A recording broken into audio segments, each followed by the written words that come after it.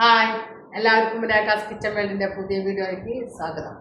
അപ്പോൾ നമ്മൾ ഇന്ന് ഉണ്ടാക്കാൻ പോകുന്നത് നാളികേരം വറുത്തരച്ച് വെച്ച മട്ടൻ കറിയാണ്. അപ്പോൾ നമുക്ക് വീഡിയോയ്ക്ക് പോട്ടാം. മട്ടൻ കറി വെക്കാനായിട്ട് 1 കിലോ മട്ടൻ എടുത്ത് വെച്ചിട്ടുണ്ട്. അപ്പോൾ നമ്മൾ നാളികേരം അരച്ചിട്ടാണ് വെക്കുന്നത്, വറുത്തരച്ചിട്ട്. അപ്പോൾ അതിലേക്ക് ആവശ്യമായിട്ടുള്ള നാളികേരം ചരുകി വെച്ചിട്ടുണ്ട്. പിന്നെ ഇത് ചെറിയ സബോള ആയിക്കൊണ്ട് 4 സബോള ക്രഷ് ചെയ്ത് വെച്ചിട്ടുണ്ട്. 5 പച്ചമുളക്, കുറച്ച് ഇഞ്ചിയും വെളുത്തുള്ളിയും കൂടി പേസ്റ്റാക്കി വെച്ചിട്ടുണ്ട്. 1 തക്കാളി അരിഞ്ഞ് വെച്ചിട്ടുണ്ട്. താളിക്കാൻ ആവശ്യത്തിനുള്ള ഉള്ളി അരിഞ്ഞ് വെച്ചിട്ടുണ്ട് കേട്ടോ. അപ്പോൾ നമുക്ക് ഈ മട്ടനൊക്കെ ഒന്ന് കഴുകി വൃത്തിയാക്കാം. അപ്പോൾ നമ്മുടെ പാനൊക്കെ ചൂടായിട്ടുണ്ട്. അപ്പോൾ നമുക്ക് അതിലേക്ക് കുറച്ച് വെളിച്ചെണ്ണ ഒഴിച്ച് കൊടുക്കാം കേട്ടോ.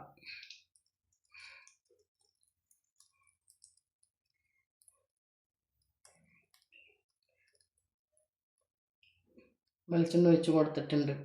ഇനി അതിലേക്ക് നമുക്ക് ഇടേണ്ടത് അരിഞ്ഞ് വെച്ച സബോളയാണ്. അപ്പം നമുക്ക് അരിഞ്ഞ് വെച്ച സബോള ഇട്ട് കൊടുക്കാം.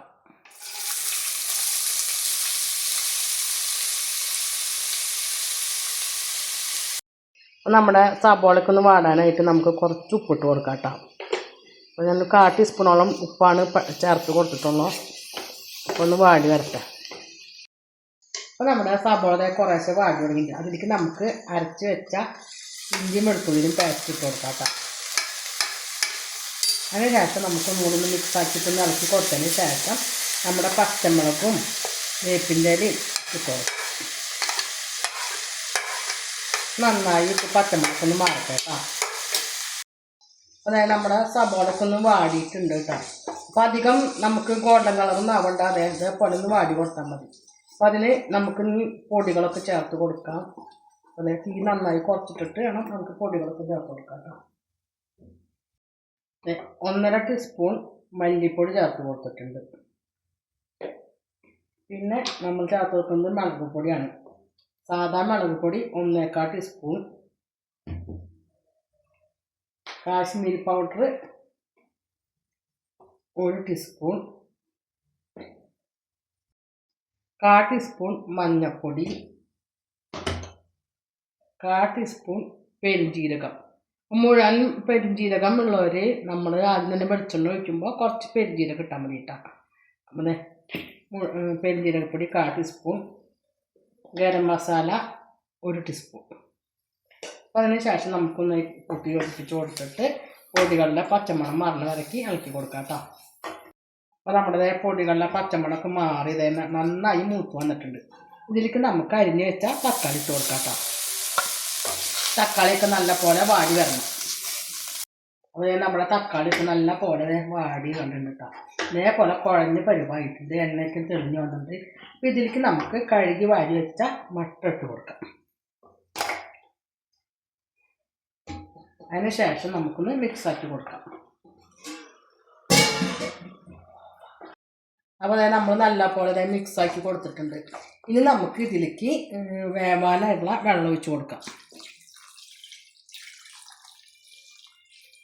വെള്ളം ഒഴിച്ച് കൊടുത്തിട്ടുണ്ട്. എന്നിട്ട് നമുക്ക് തീ ഇത്തിരി കൂട്ടിയിട്ടിട്ട് തിളയ്ക്കണ വരെ തീ കൂട്ടിയിട്ടിട്ട് നമുക്ക് വേവിക്കാം കേട്ടോ. അപ്പോൾ നമ്മുടെ കറി ശരിയാകുമ്പോഴേക്കും നമുക്ക് നാളികേരമൊക്കെ ഒന്ന് വറുത്തെടുക്കാം കേട്ടോ. അപ്പോൾ അതിനായിട്ട് ഞാൻ ഒരു പാത്രത്തിലേക്ക് നാളികേരം ഇട്ട് കൊടുത്തിട്ടുണ്ട്.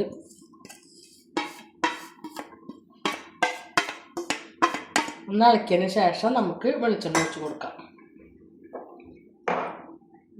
കുറച്ച് വെളിച്ചെണ്ണ മതി, കാരണം നാളികേരത്തിൽ ഇപ്പോൾ അത്യാവശ്യം വെളിച്ചെണ്ണ ഇറങ്ങി വരും. അപ്പോൾ ഏകദേശം 1 ടീസ്പൂണോളം വെളിച്ചെണ്ണയാണ് ഒഴിച്ച് കൊടുത്തേക്കുന്നത്. അതായത് നമ്മുടെ നാളികേരമൊക്കെ നല്ല പോലെ മുരിഞ്ഞിട്ട് കിട്ടാം. അപ്പോൾ നമുക്കിത് ഓഫാക്കി ചൂടാറിയതിന് ശേഷം ഒരു മിക്സിയുടെ ജാറിലിട്ടിട്ട് അരച്ചെടുക്കാം. അപ്പോൾ നമ്മുടെ മട്ടൻ കറിക്ക് എന്തായി നോക്കുന്നു നോക്കട്ടെ. വെന്തുണ്ടാവില്ല, നമുക്കതിൽ ഉപ്പ് പോരങ്ങിയ ഉപ്പിടണം.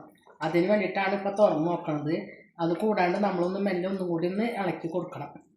അപ്പോൾ നമുക്ക് ഇതിൽ ഉപ്പൊക്കെ ഉണ്ടോ നോക്കാം. ഉപ്പുണ്ട് കേട്ടോ. അപ്പോൾ നമുക്ക് ഞാനിട്ട് ഉപ്പ് കറക്റ്റ് പാകാറുണ്ട്. അപ്പോൾ നിങ്ങൾ ആവശ്യക്കാർ വേണമെന്ന് വെച്ചിട്ടുണ്ടെങ്കിൽ കുറച്ചും കൂടി ഉപ്പ് കൂടുതൽ കഴിക്കണം എന്നുള്ളവർ കുറച്ചും കൂടി ഉപ്പിട്ടോളാം. നമ്മുടെ നാളികേരമൊക്കെ ഒന്ന് ചൂടാറിണ്ട്.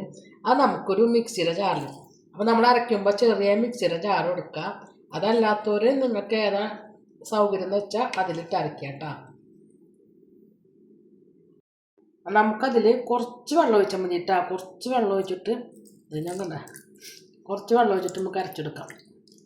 അതായത് നമ്മുടെ നാളികേരം ഇതേപോലെയാണ് അരിഞ്ഞ് വരാം കേട്ടോ. അപ്പോൾ നമ്മുടെ കറിയൊക്കെ നമുക്കൊന്ന് തുറന്ന് നോക്കാം കേട്ടോ.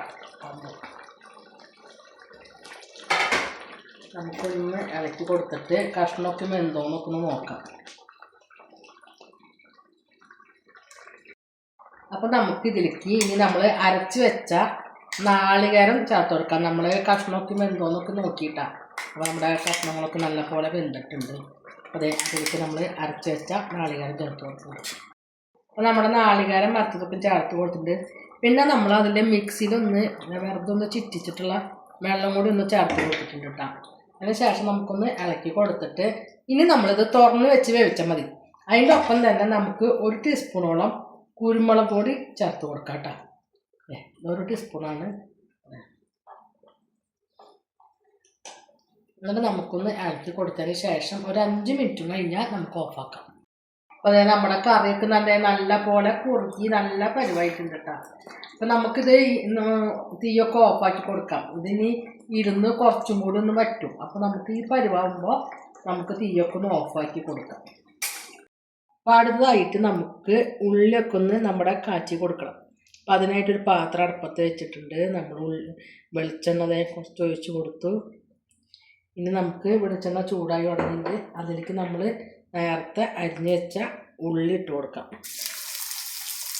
അതിൻ്റെ ഒപ്പം തന്നെ 2 തണ്ട് കറിവേപ്പിലയും ഇട്ട് കൊടുത്തിട്ടുണ്ട്. ഉള്ളി എല്ലാതും നല്ല പോലെ മൂത്ത് വരണം. അപ്പോൾ അതായത് നമ്മുടെ ഉള്ളി എല്ലാതും നല്ല പോലെ മൂത്തിട്ടുണ്ട്. അപ്പോൾ നമുക്ക് സ്റ്റൗവൊക്കെ ഓഫാക്കി കൊടുക്കാം. അപ്പോൾ ആ നമ്മൾ മൂത്ത് വെച്ച ഉള്ളിയൊക്കെ നമുക്കിത് കറിയിലേക്ക് ഇട്ട് കൊടുക്കാം.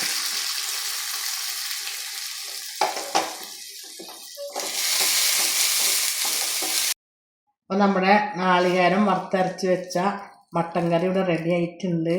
അപ്പോൾ എൻ്റെ വീഡിയോ വൈൻഡപ്പ് ചെയ്യാണ്. വീഡിയോ ഇഷ്ടപ്പെടുകയാണെങ്കിൽ ലൈക്ക് ചെയ്യുക, ഷെയർ ചെയ്യുക, സബ്സ്ക്രൈബ് ചെയ്യുക, കൂടെ ബെൽ ബട്ടൺ അടിക്കുക. അതിൻ്റെ ഒപ്പം തന്നെ ഓൾ എന്നുള്ള ബട്ടണും കൂടി അടിക്കുമ്പോൾ ഞാൻ ഇടുന്ന വീഡിയോയുടെ നോട്ടിഫിക്കേഷൻ വരുന്നതായിരിക്കും.